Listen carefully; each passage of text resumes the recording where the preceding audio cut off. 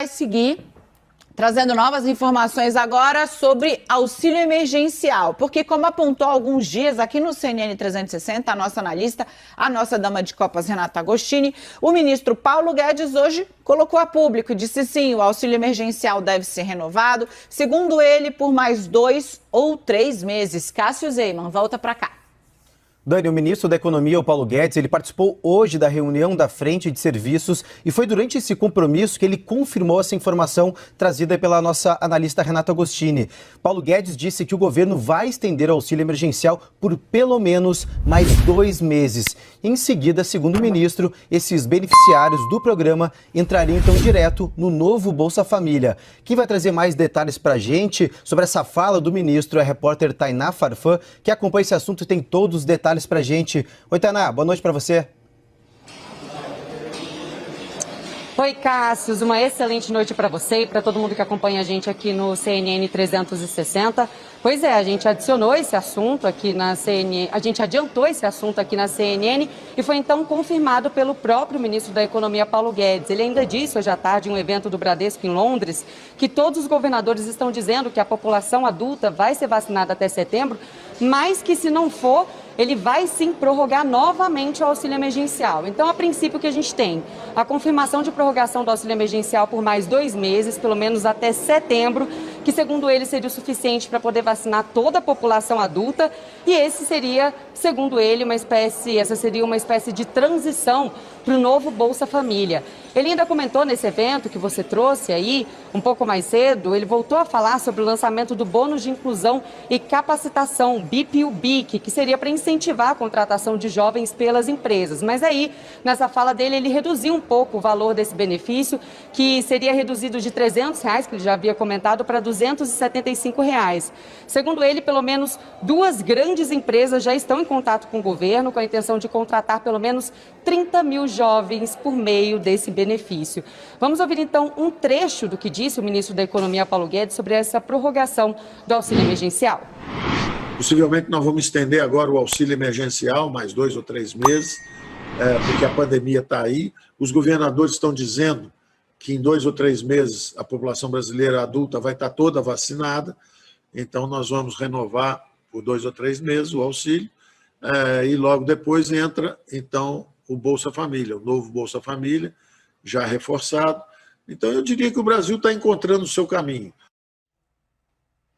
Vem para cá, então, a nossa dama de copas, Renata Agostini. Semana passada, a Renata trouxe a modelagem que estava em discussão no Ministério da Economia. Se você não acompanhou lá, eu rememoro aqui rapidinho para ela ter também bastante claro aí o trilho da informação que ela nos trouxe até a gente chegar hoje. Então, a Renata trouxe as modelagens que estavam em estudo. Lembrando já que, naquele momento, o Ministério da Economia diria que só estenderia o auxílio emergencial se ficasse claro que ia haver um agravamento, um crescimento de casos da pandemia da Covid. E agora vem de público o ministro, Renata, confirmando, então, a modelagem que você havia trazido para a gente cerca de 10 dias atrás.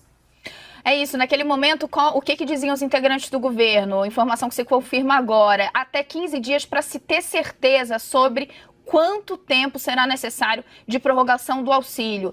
O que aconteceu é que essa curva de contágio ela não está cedendo, a gente vê a pandemia ainda num nível bastante preocupante e integrantes do Palácio do Planalto e da equipe econômica entendem nesse momento que é inevitável que a prorrogação aconteça. O ministro fala em 2 meses ou 3 meses.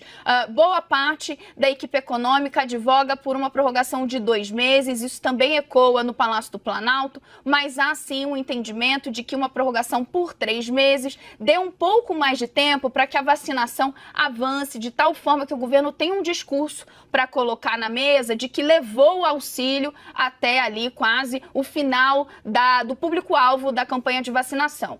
Os valores, como a gente contou aqui, a ideia é que seja uma continuidade do que já está nesse momento em vigência. Dani.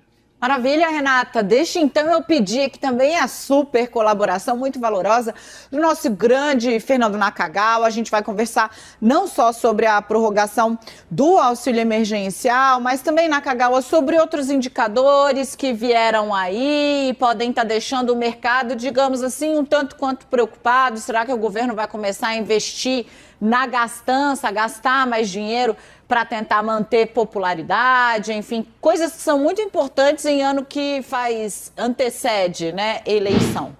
Esse passa a ser um tema, Dani. Efetivamente, nas últimas horas, a gente começa a ouvir aqui e acolá alguma preocupação, algum desconforto com relação a isso. Sobre o auxílio emergencial, ele é importante. Dezenas de milhões de brasileiros vivem atualmente numa situação bastante ruim do ponto de vista financeiro, sem dinheiro, sem renda, e é preciso, sim, dar um apoio financeiro a essas famílias. Então, sobre isso, o mercado financeiro não mostra nenhum tipo de desconforto.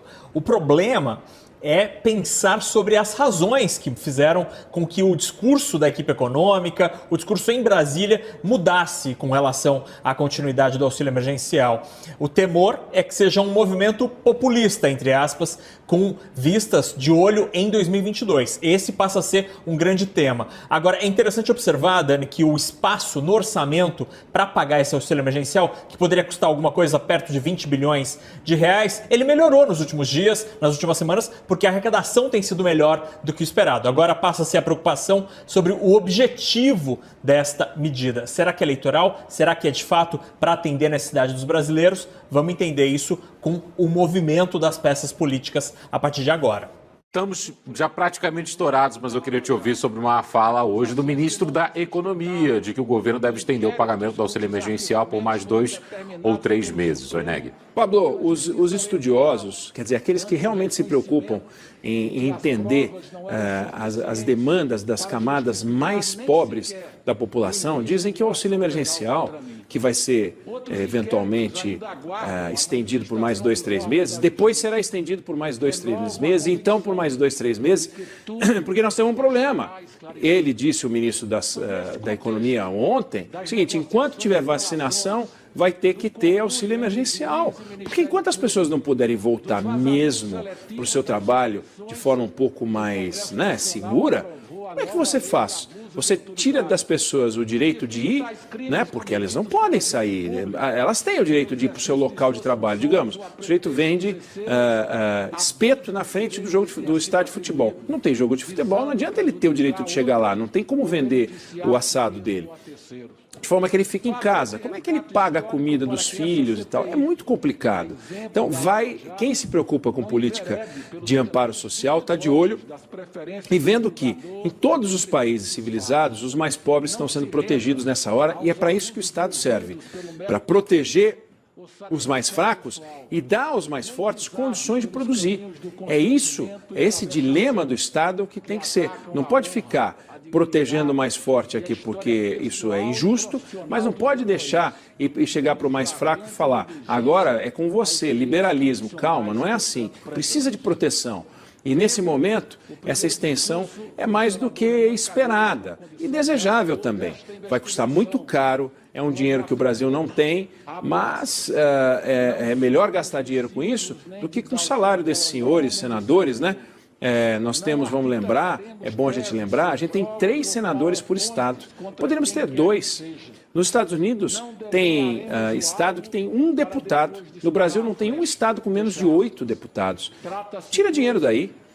Tem muito dinheiro aí, tem um monte. Se você sacudir o Congresso Nacional, sacudir assim, cai um monte de assessor que não sabe nem onde segurar porque não tem mesa para sentar. Mas tem contra-cheque no final do mês, tem carro bacana, tem o direito, como o deputado Marcos Feliciano, de trocar todos os dentes. É Feliciano por feliz mesmo, pela alegria de ter trocado todos os dentes com o seu dinheiro.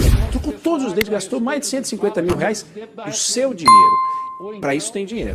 Então, é preciso que tenha dinheiro para o auxílio emergencial. Importante essa informação. Tomara que isso aconteça, porque essas pessoas, Pablo, não tem onde arrumar dinheiro. Não tem jeito. E os preços estão subindo demais, as proteínas animais estão caríssimas, a inflação dos alimentos está alta. Como é que as pessoas vão comer? A gente voltou para o mapa da miséria. Se a gente não fizer alguma coisa, o quadro vai ficar muito grave.